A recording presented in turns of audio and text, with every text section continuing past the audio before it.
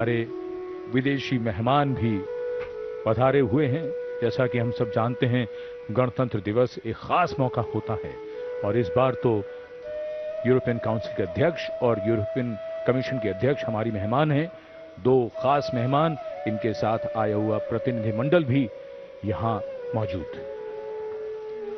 Our chief guests for this year's parade are Mr. Antonio Costa, the President of the European Council, and Madam Ursula von der Leyen, the President of the European Commission. They shall arrive here shortly with the President of India, Srimati Draupadi Murmu. The relationship between India and the European Union rests on shared values and principles, including democracy, rule of law, a rules-based international order, and commitment to effective multilateralism.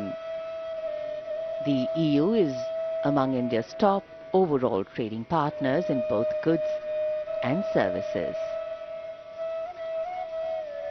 The enclosures now packed with people from all walks of life, people who have come here to not only celebrate together, but to show unity in diversity.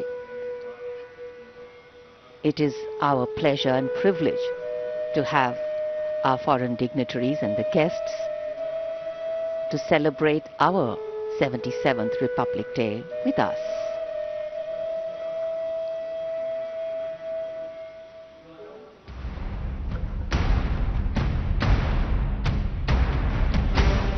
आर्थिक और वैश्विक पटल पर भारत एक मजबूत और भरोसेमंद सहभागी के रूप में उभर चुका है। भारत की ओर से यह साफ संकेत है कि वो अपने देश हित के लिए वैश्विक स्तर पर हर पहल के लिए तैयार है। यूरोपीय संघ के साथ चल रही वार्ता भारत की इसी नीति के आलोक में एक बड़ा कदम है। यूरोपीय संघ 27 देशों का राजनीतिक और आर्थिक गठबंधन है।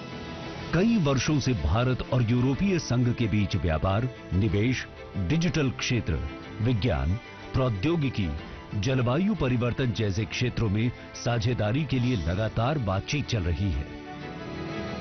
26 जनवरी 2026 को अपने 77वें गणतंत्र दिवस पर दिल्ली में आयोजित होने वाली भव्य परेड के लिए भारत ने यूरोपीय संघ के शीर्ष नेतृत्व की दो बड़ी शख्सियतों को बतौर मुख्य अतिथि आमंत्रित किया है। यूरोपीय आयोग की अध्यक्ष उर्सुला वॉन डर लायन और एंटोनियो कोस्टा यूरोपीय परिषद के अध्यक्ष। Ursula von der Leyen German राजनेता हैं और क्रिश्चियन डेमोक्रेटिक यूनियन पार्टी की सदस्य हैं। वो न केवल यूरोपीय आयोग की पहली महिला अध्यक्ष हैं, बल्कि जर्मनी की पहली महिला रक्षा मंत्री भी थी। वो 2019 से यूरोपीय आयोग की अध्यक्ष के रूप में अब अपना बहुमूल्य योगदान भी दे रही हैं। एंटोनियो कोस्टा एक वकील और राजनेता हैं। 2015 से 2024 तक ये पुर्तगाल के प्रधानमंत्री रहे और सोशलिस्ट पार्टी में महासचिव के हैसियत से भी अपना योगदान दिया। 2024 में इन्होंने यूरोपीय परिषद के अध्यक्ष का पदभार संभाला। पिछले कुछ समय से टैरिफ को लेकर विश्व बाजार में हो रहे उथल-पुथल के बीच भारत यूरोपीय संघ के साथ एक नए ऐतिहासिक कदम पर मुहर लगाने जा रहा है। एक नया भविष्य रच रहा है। भारत और यूरोपीय संघ के बीच फ्री ट्रेड एग्रीमेंट अब समझौते के कगार पर है और ये समझौता व्यापार और निवेश के दृष्टिकोण से भारत के लिए बहुत बड़ी उपलब्धि होगा। भारत यूरोपीय संघ के लिए एक नया भरोसेमंद पार्टनर होने जा रहा है। 27 जनवरी 2026 को हो रहे भारत और यूरोपीय संघ शिखर सम्मेलन से दोनों पक्षों के लिए निवेश और बाजार के लिए एक नए सुनहरे सफर की शुरुआत होगी, ऐसी आशा जताई जा रही है। कुल मिलाकर देखें तो भारत के आत्मनिर्भर होने और वैश्विक मंच पर बड़ी ताकत बनने के संकल्प को केंद्र में रख भारत का विश्व की तीसरी आर्थिक शक्ति बनने की ओर महत्वपूर्ण कदम और साथ ही कुछ देशों पर अपनी निर्भरता कम करने की एक सोची समझी पहल।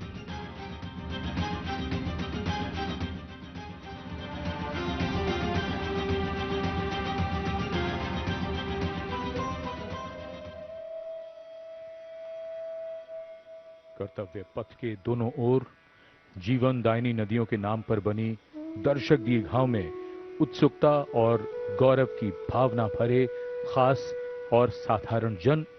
इस बार 10,000 विशेष अतिथियों को आमंत्रित किया गया है, जिससे समाज की व्यापक भागीदारी हो रही है।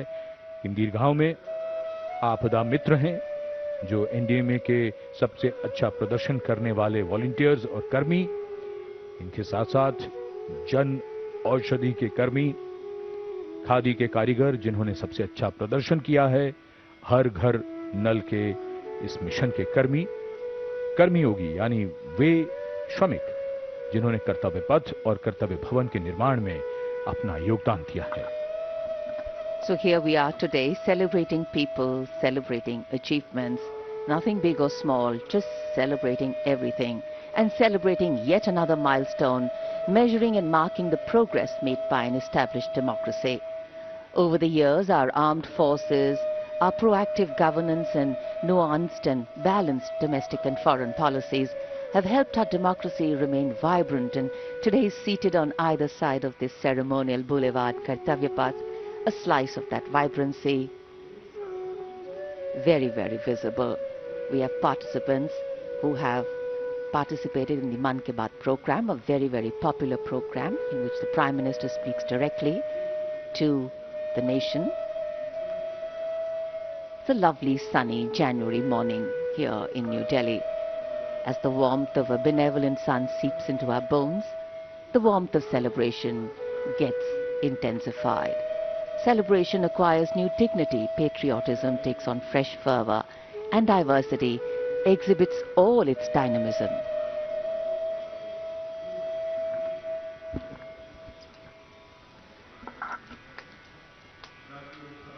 Today, the nation salutes the valor, discipline and professionalism of the Indian Armed Forces, whose decisive role ensured success in Operation Sindoor.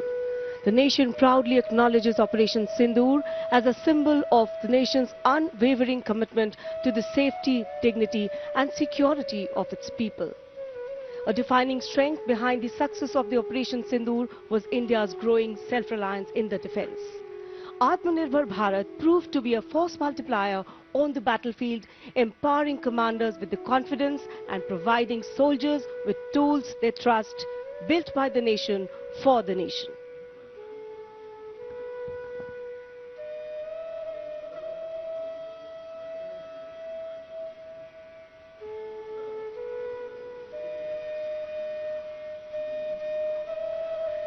Republic Day is also a celebration of people's participation in the democratic life of the nation, and continuing this tradition of public engagement, a series of competitions, contests and quizzes were conducted this year on the MyGov and My Bharat portals, centered on the themes of Vande Mataram and Atmanirbhar Bharat.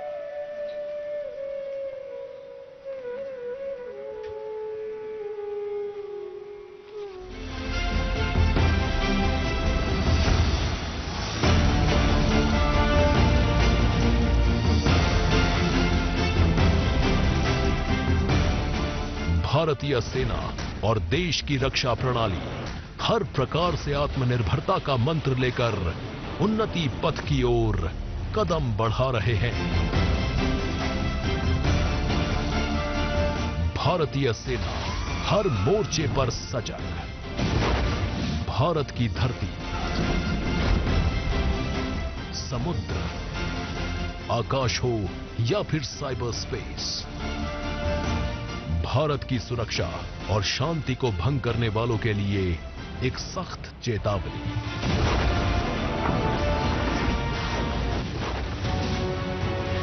Operation सिंदूर ने बदलते भारत की नई तस्वीर पूरे विश्व के सामने पेश की।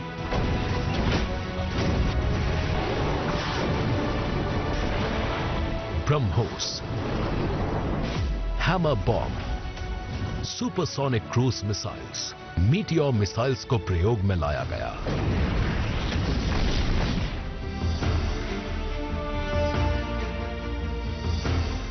राफेल और सुखोई 30 MKI जैसे आधुनिक फाइटर जेट्स का इस्तेमाल भी किया गया।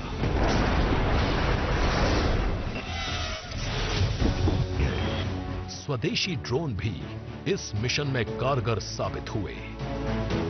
भारतीय सेना के तीनों अंगों थल सेना, वायु सेना और नौ सेना ने सराहनीय तालमेल का प्रदर्शन किया।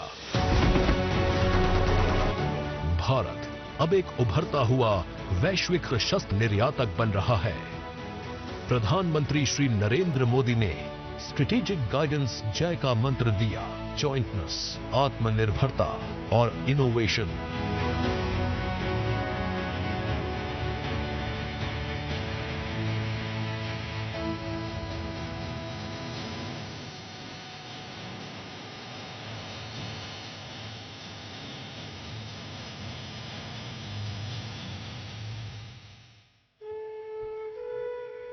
देश का 77वां गणतंत्र दिवस समारोह, जिसका मुख्य आयोजन स्थल देश प्रेम के रंगों से दमकता कर्तव्य पथ, बड़ी संख्या में जहां आज सुबह से ही इस राष्ट्रीय पर्व में हिस्सा लेने के लिए लोग पहुंच रहे हैं, अपना स्थान ग्रहण कर रहे हैं, बड़े संयम के साथ, धैर्य के साथ और देश प्रेम की भावना से ओतप्रोत।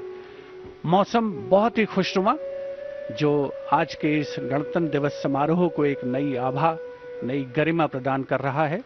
विशिष्ट अतिथिगणों का आगमन लगातार जारी है और साथ ही अपने अपने निर्धारित क्रम पर, निर्धारित समय पर, निर्धारित जगह पर लोग अपना स्थान ग्रहण कर रहे हैं ताकि भरपूर आनंद ले सकें इस राष्ट्रीय पर्व के समारोह का।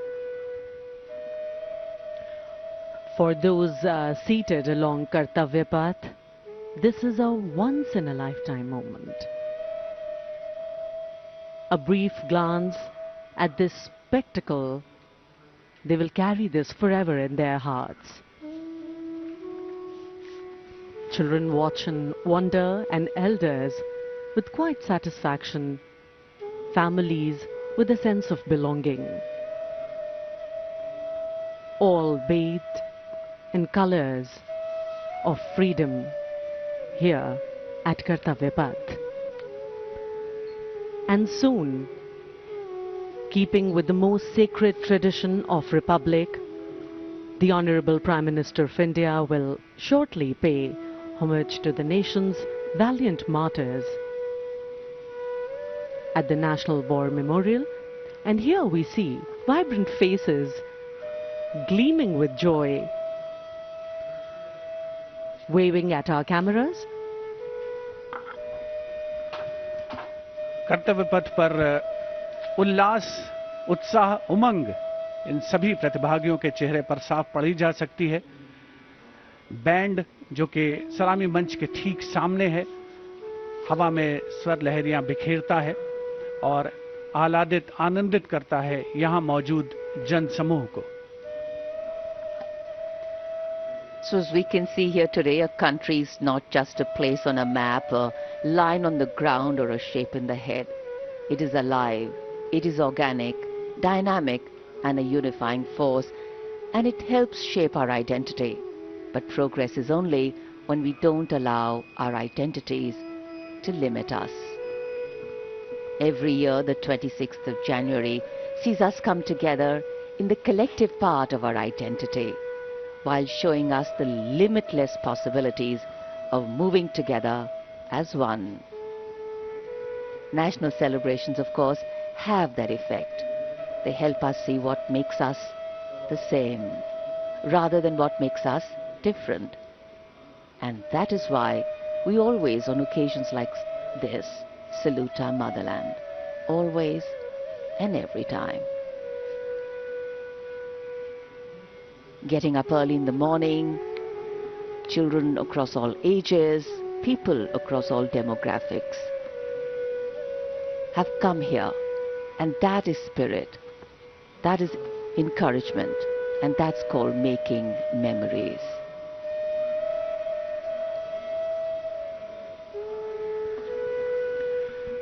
हमारे गणतंत्र दिवस समारोह का आयोजन स्थल कर्तव्य पथ, राष्ट्रपति भवन से राष्ट्रीय समर स्मारक तक 3 किलोमीटर लंबा मार्ग।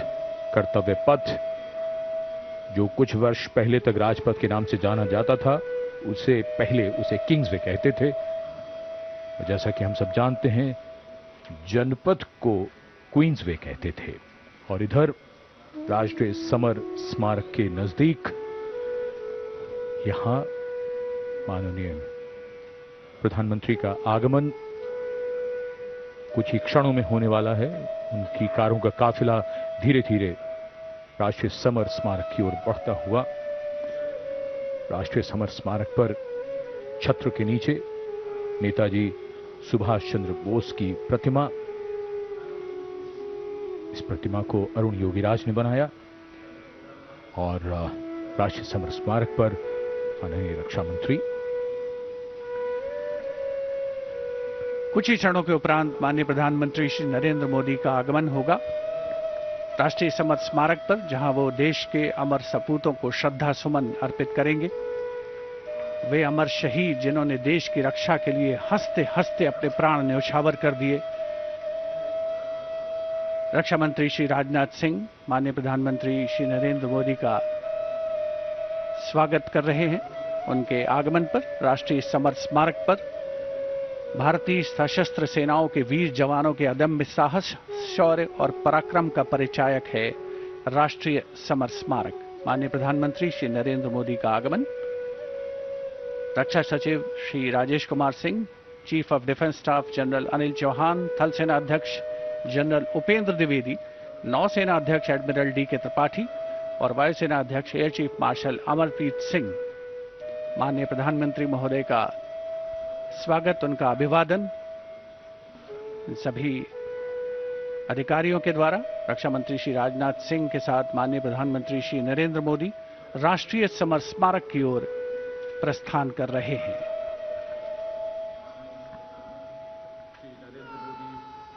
श्रद्धांजलि अर्पित करेंगे देश के उन वीर शहीदों को। Prime Minister Narendra Modi having arrived here at the National War Memorial, now moving towards the Amar Chakra, or the Circle of Immortality. Here is lit the eternal flame, or the Amar Jawan Jyoti, which burns continuously under the central obelisk. Fire, pure and strong and vibrant, symbolizing the immortality of the spirit of the foreign soldier. The laying of the wreath by the Prime Minister, a solemn tribute to those who for our today gave up their tomorrow. The circular wreath, symbolic of eternity, the continuity of the cycle of life and the journey of the being, with no beginning and no end. Squadron leader Hemant Singh Kanyal, leading the 21-member inter-services guard positioned here, will give the commands, first for Salami Shastra, followed by Shok Shastra.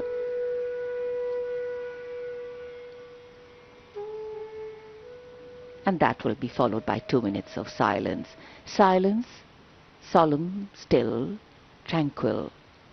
While a billion hearts beat, some now lie still, as gratitude, homage and honor call the silence, simply saying it all.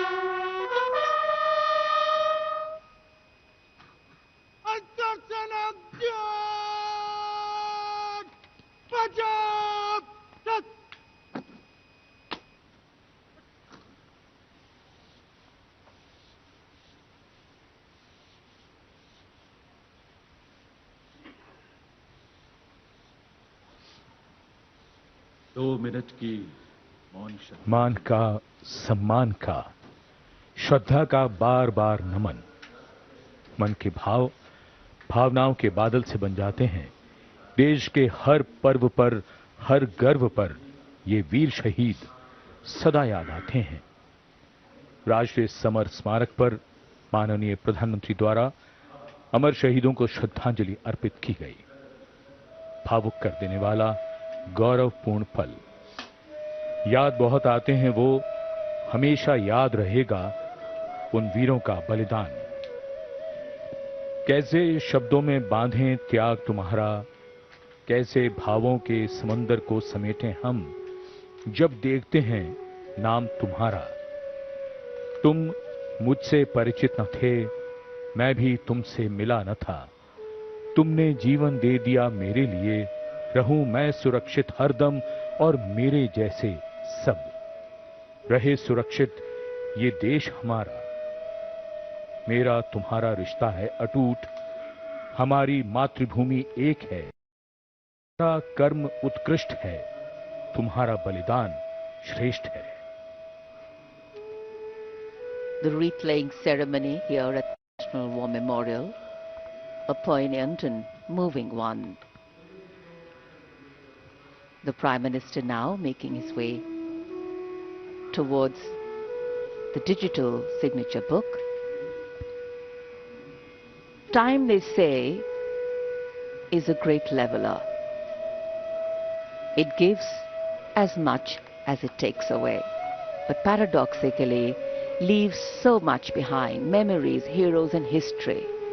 Moments like today relive, recount and recognize the past and its contribution to our today in the most time-honored way of recognizing and celebrating our heroes, their sacrifice.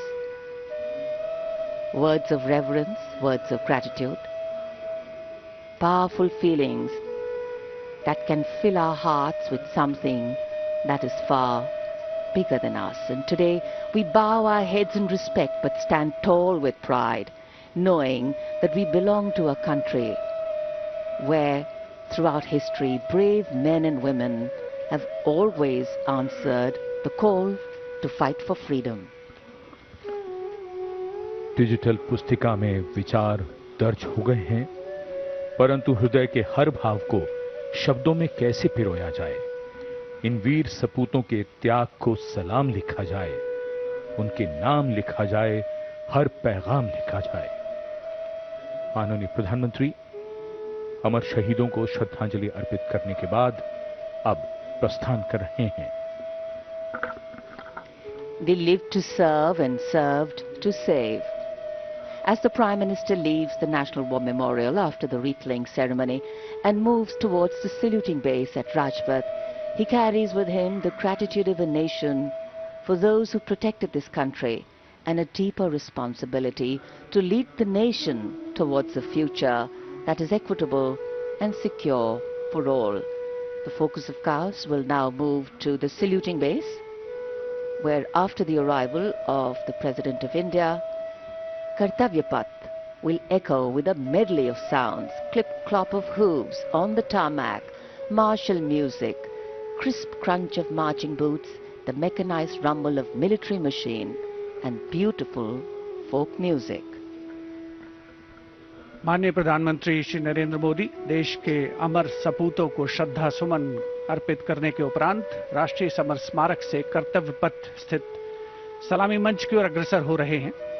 रक्षा मंत्री श्री राजनाथ सिंह ने उन्हें विधिवत विदाई दी है। साथ में रक्षा राज्य मंत्री श्री संजय सेठ, रक्षा सचिव श्री राजेश कुमार सिंह, सीडीएस जनरल अनिल चौहान और तीनों सेनाओं के प्रमुख इस अवसर पर उपस्थित थे।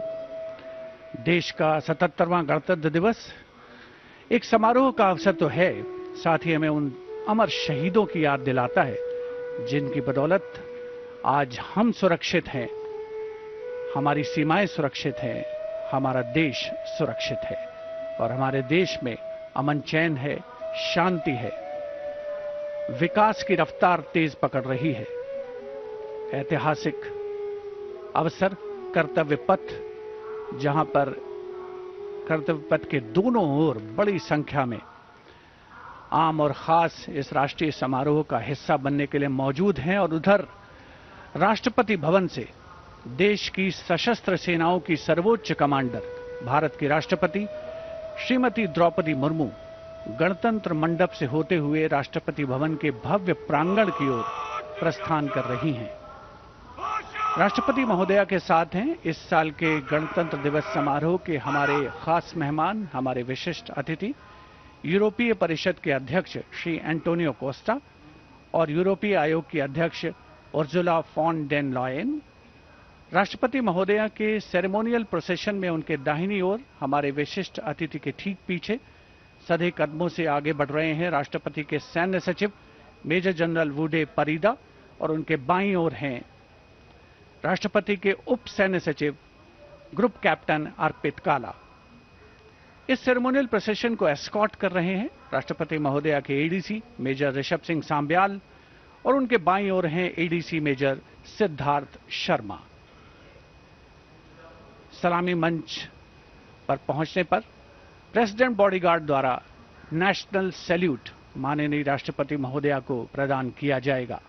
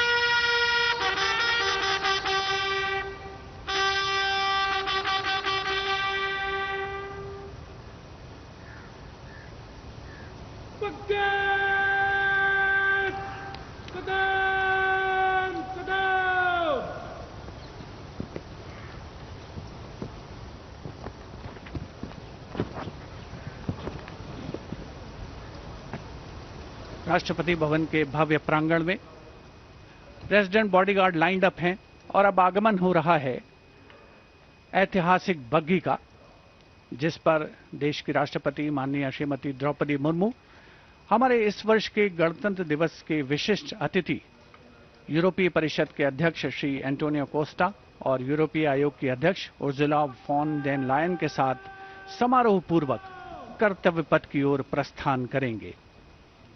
राष्ट्रपति के अंगरक्षक दुनिया की सबसे पुरानी रेजिमेंट्स में शामिल। इस रेजिमेंट के लिए गणतंत्र दिवस 2023 बहुत खास था क्योंकि राष्ट्रपति के अंगरक्षकों ने वाराणसी में 1773 में अपनी स्थापना के 250 साल पूरे होने का जश्न मनाया था।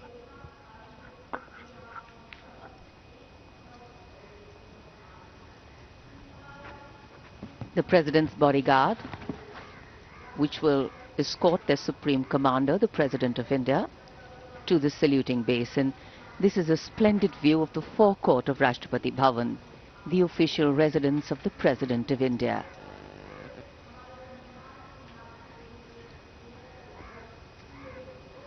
The President's bodyguard getting ready to take their positions. And just to give you a context of the placement, riding to the right of the President's buggy is the Commandant of the President's bodyguard, Colonel Amit Perwal, VSM, and he's leading this elite body of mounted warriors astride his charger, Meghdut.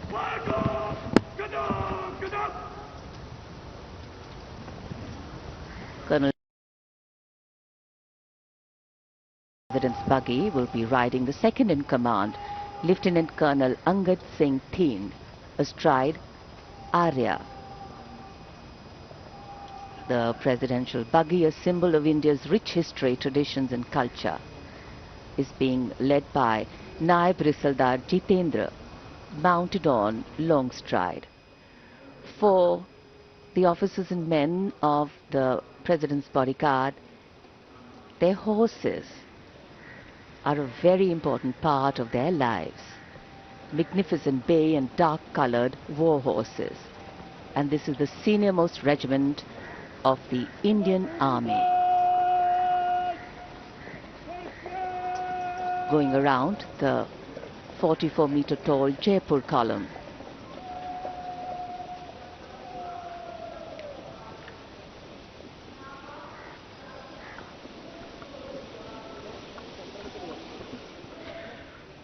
माननीय राष्ट्रपति जी का काफिला सलामी मंच की ओर और यहाँ सलामी मंच कर्तव्य पथ पर आगमन दुनिया के सबसे बड़े लोकतंत्र के प्रधानमंत्री श्री नरेंद्र मोदी का,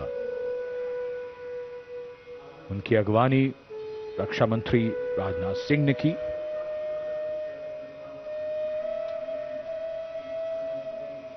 सबका अभिवादन स्वीकार करते हुए माननीय प्रधानमंत्री आज के समारोह के लिए मौसम बेहद शानदार, धूप खिली हुई, जनवरी की सर्द सुबह, लेकिन बहुत बढ़िया मौसम और माननीय प्रधानमंत्री को देखकर यहां जनसमूह में उत्साह और जोश।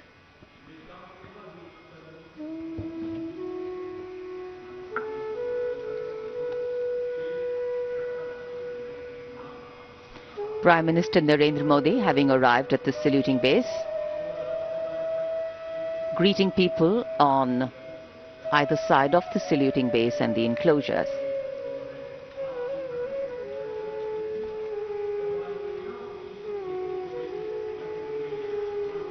So the time for the parade to begin is coming closer. We now await the arrival of the Vice President of India, and then, of course, the President of India along with our chief guests.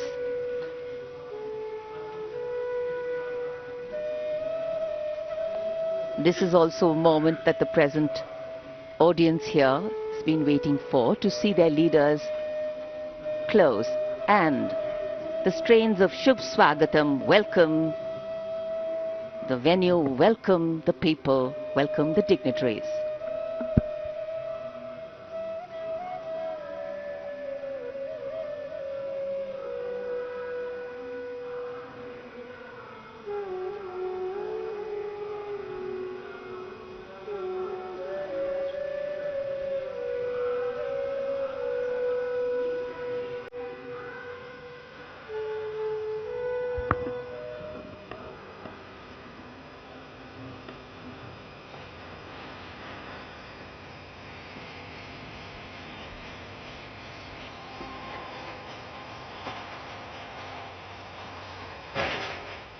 कर्तव्य पथ पर आगमन देश के माननीय उपराष्ट्रपति जी Shri CP Radhakrishnan का।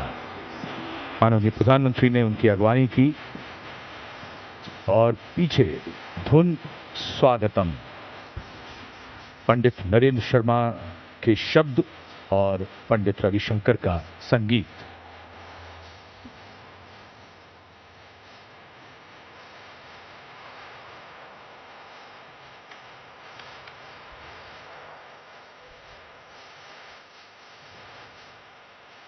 Warm handshakes, warm greetings, deep respect, protocol, privilege, all on display here. And of course here, privilege of the President's bodyguard to escort the President of India to the saluting base.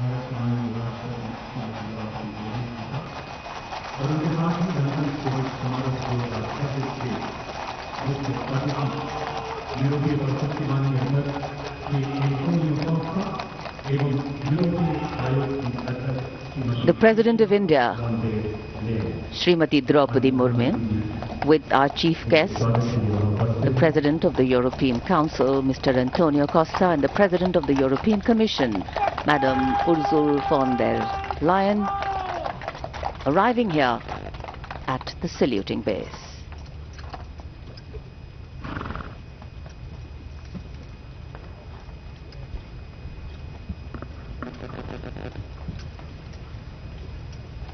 We extend a very warm welcome to President of the European Council, His Excellency Mr. Antonio Costa, a leading political figure recognized for his... It's always a proud moment for each and every one of us when we welcome our foreign friends, our foreign dignitaries and special invitees here to celebrate along with us.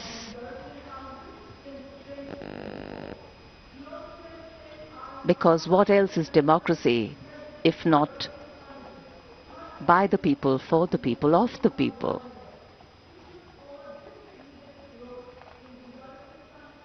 President Murmu, India's constitutional head, being welcomed here at the saluting base.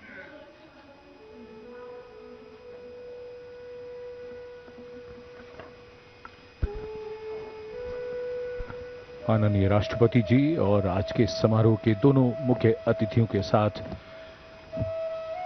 अभिवादन स्वीकार करते हुए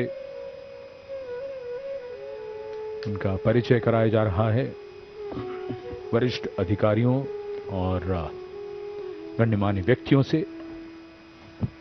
Europe और भारत के संबंधों में एक महत्वपूर्ण अवसर, बदलते परिवेश में भविष्य की ओर एक सार्थक पहल। 76 साल पहले सन 1950 को सुबह 10:30 बजे 21 तोपों की आवाज ने ऐलान किया था कि भारत अब गणराज्य बन गया है। तब से हर वर्ष ये गूंज दुनिया सुनती है।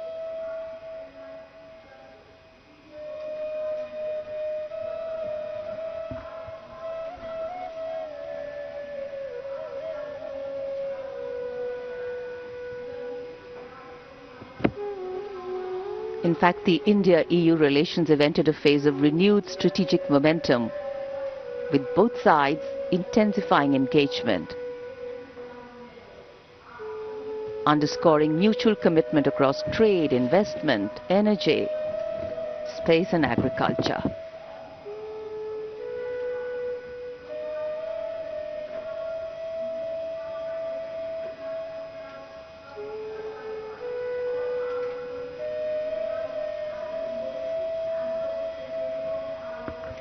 President's bodyguard now getting ready for the national anthem. The moment the dignitaries have taken their places.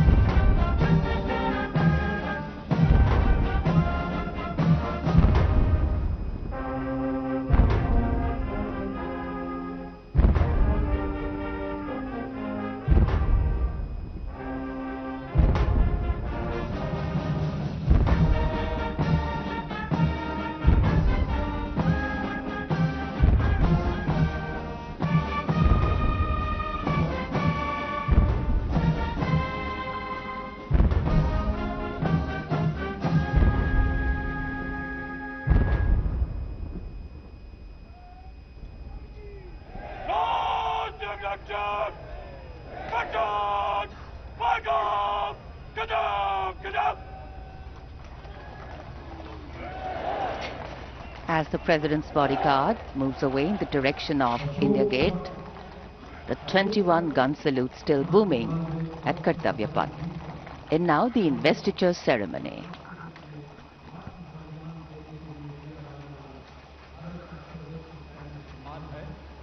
युद्ध के मैदान में नहीं बल्कि अन्य परिस्थितियों में शौर्य प्रदर्शन करने वाले सैनिकों और नागरिकों को प्रदान किया जाता है। सम्मानित अशोक चक्र पदक आकृति गोलाकार, पदक सोने से मढ़े कांस्य से निर्मित, पदक का व्यास 35 मिलीमीटर का, अग्रभाग पर 24 तीलियों का अशोक चक्र अंकित। यह चक्र निरंतर गतिशीलता, कर्तव्य और धर्म का प्रतीक होता है। चक्र के चारों ओर और कोई अतिरिक्त अलंकरण नहीं होता। यह उसकी सादगी और गरिमा को दर्शाता है। रिबन गहरे रंग का, मध्य रेखाएं नारंगी, हरा रंग जीवन, साहस और आशा का प्रतीक और नारंगी धारियां त्याग, बलिदान और राष्ट्र भक्ति का द्योतक। 29014 ग्रुप कैप्टन शुभांशु शुक्ला, उड़ान pilot. 29014 group captain Shubhanshu Shukla ने भारतीय वायुसेना की उड़ान शाखा में फाइटर पायलट के रूप में 17 जून 2006 को कमीशन प्राप्त किया और वर्तमान में वायुसेना मुख्यालय वायु भवन में पदस्थापित और 1 फरवरी 2020 से अंतरिक्ष संस्थान इसरो में प्रतिनियुक्त हैं। वे एक युद्धक विमान दल, फाइटर कॉम्बैट लीडर, एक प्रायोगिक टेस्ट पायलट हैं और वे प्रतिष्ठित गगनयान प्रोग्राम के लिए चुने गए गगन यात्रियों में से एक थे। 25 जून 2025 को एक्सियम 4 मिशन के तहत ग्रुप कैप्टन शुक्ला ने निडरता और आत्मविश्वास के साथ अंतर्राष्ट्रीय अंतरिक्ष स्टेशन ISS के लिए 20 दिनों की यात्रा के लिए आगे बढ़े, जो भारत के मानव अंतरिक्ष उड़ान कार्यक्रम के लिए एक मील का पत्थर साबित हुआ। वे अंतर्राष्ट्रीय अंतरिक्ष स्टेशन पर जाने वाले पहले भारतीय और 4 दशकों से भी अधिक समय के अंतराल के बाद अंतरिक्ष में यात्रा करने वाले दूसरे भारतीय बने।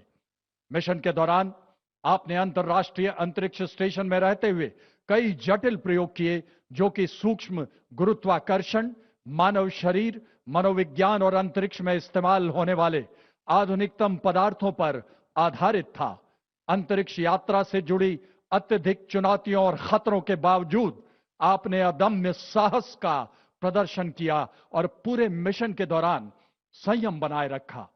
आपने अंतरिक्ष के जोखिम से भरे प्रतिकूल वातावरण में अत्यधिक शारीरिक तनाव, विकिरण दुष्प्रभाव, मांसपेशियों की क्षति सहित अन्य स्वास्थ्य संबंधी गंभीर खतरे, बदली शारीरिक अवस्थाएं और मनोवैज्ञानिक तनाव का सामना करते हुए असाधारण साहस, असीम धैर्य और प्रशंसनीय मानसिक दृढ़ता का प्रदर्शन किया।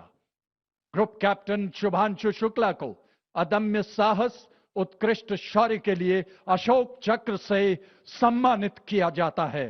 Group captain Shubhanshu Shukla.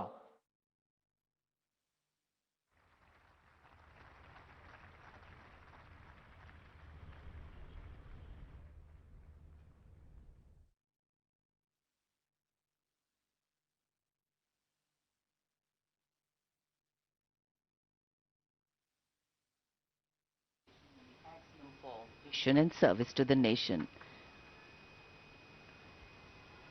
And now, heralding the parade with musical instruments, the presentation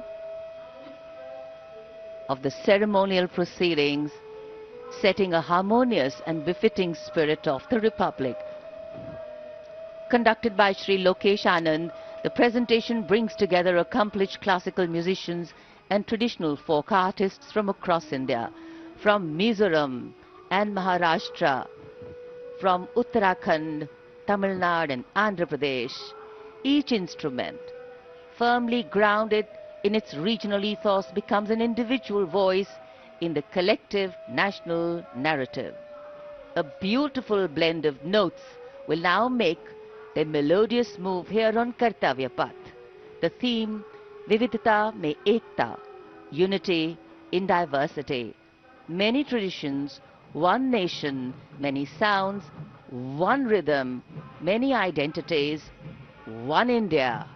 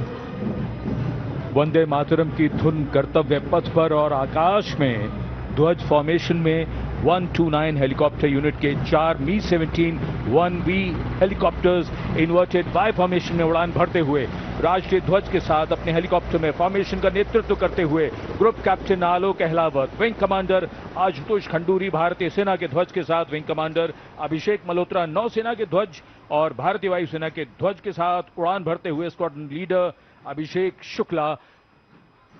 जन समूह पर आकाश से हो रही है पुष्प वर्षा।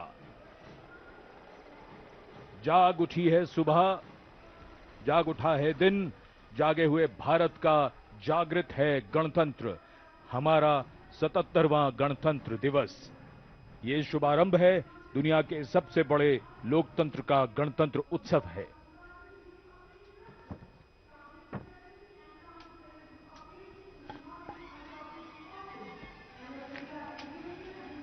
सलामी मंच की ओर अपने वाहन में बढ़ते हुए आज के समारोह की भव्य परेड की अगुवाई कर रहे हैं parade commander lieutenant general Bhavnish Kumar.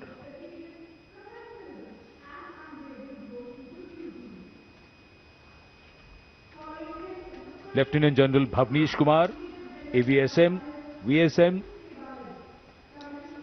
General officer commanding Delhi area, दूसरी पीढ़ी के अधिकारी। लेफ्टिनेंट जनरल भवनीश कुमार ने 1989 में कमीशन प्राप्त किया। आज की परेड के commander lieutenant general Bhavnish Kumar.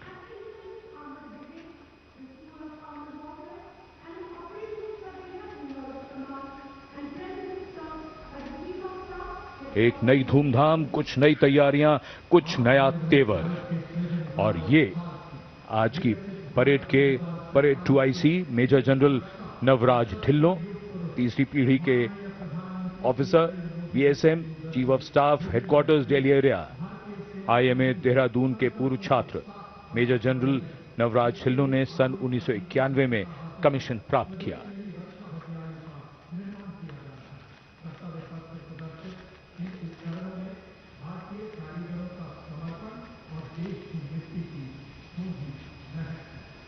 अनुशासन, जोश, पराक्रम, अद्भुत कौशल, उम्मीद की सोच से परे मानव और मशीन के कारनामे, देश की सैन्य शक्ति और सांस्कृतिक विरासत के दर्शन अब इस भव्य परेड में।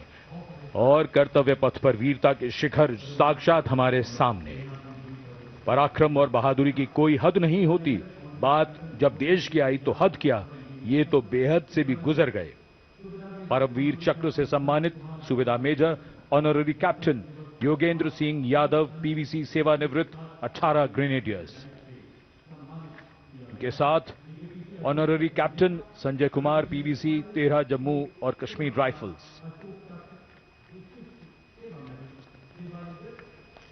इन्हीं के साथ अपने वाहन में मेजर जनरल सीए पिछावाला सेवानिवृत्त अशोक चक्र और कर्नल डी श्रीराम कुमार अशोक चक्र।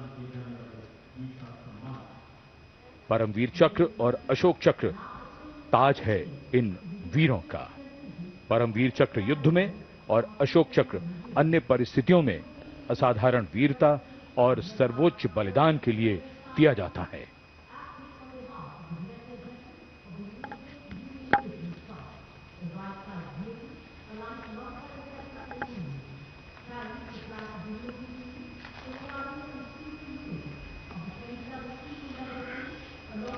And now approaching the saluting base, the European Union contingent with 4 flag bearers.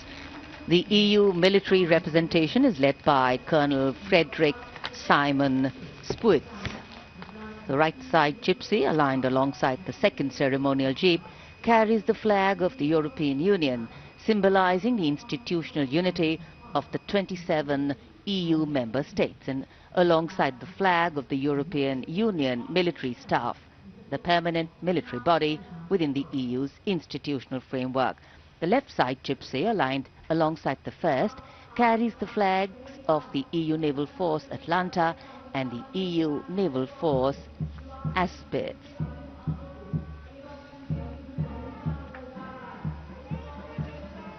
And close behind them, approaching the saluting base with dignity and shared purpose,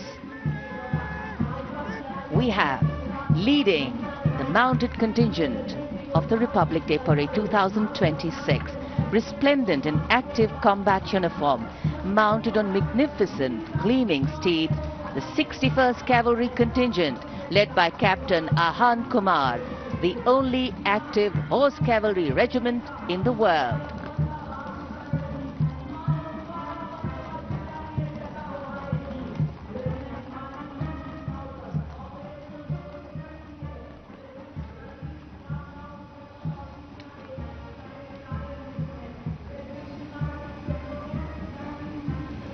And over the Kartavya Path now is Prahar formation, comprising one Dhruv advanced light helicopter carrying the Operation Sindoor flag of the Indian Army, along with Rudra ALH WSI of the Indian Army and ALH Mark IV of the Indian Air Force. Formation led by Colonel Vijay Pratap Sena Medal. ALH WSI flown by Lieutenant Colonel Ahmed Pasha and ALH Mark IV flown by Group Captain Arunav Pal. Prahar formation led today by Colonel Vijay Pratap Sena Medal.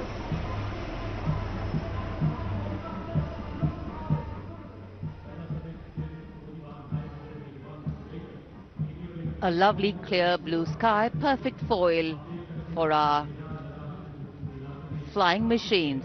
And here, going past the saluting base, led by Lieutenant Arjun Kashyap of 6 Lancers, the High Mobility Reconnaissance Vehicle, HMRV, India's first indigenously designed armoured light specialist vehicle.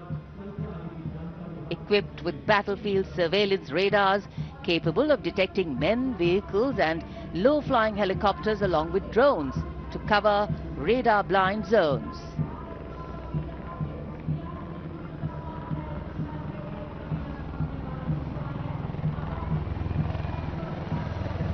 And now flying is the Garud formation, a powerful display of indomitable spirit of our Apache attack helicopters, known for its unmatched power and lethality across the world. 2 Apache helicopters flown by Colonel Vikrant Sharma Sena Medal, along with Lieutenant Colonel Manoj Saraswat. Lieutenant Colonel Sudeep with Major Aditya flying the 2nd Apache. वायु विचरण करते वायु योद्धाओं के साथ साथ सलामी मंच के सामने भारत की सामरिक शक्ति का प्रदर्शन करता हुआ T-90 टैंक और साथ में मेन बैटल टैंक अर्जुन।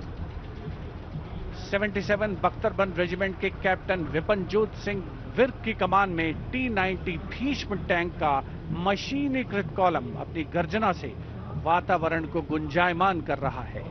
और उसके ठीक बाईं ओर है 75 आर्म्ड रेजिमेंट के मेजर हितेश मेहता की कमान में अर्जुन MK1 मुख्य युद्धक टैंक।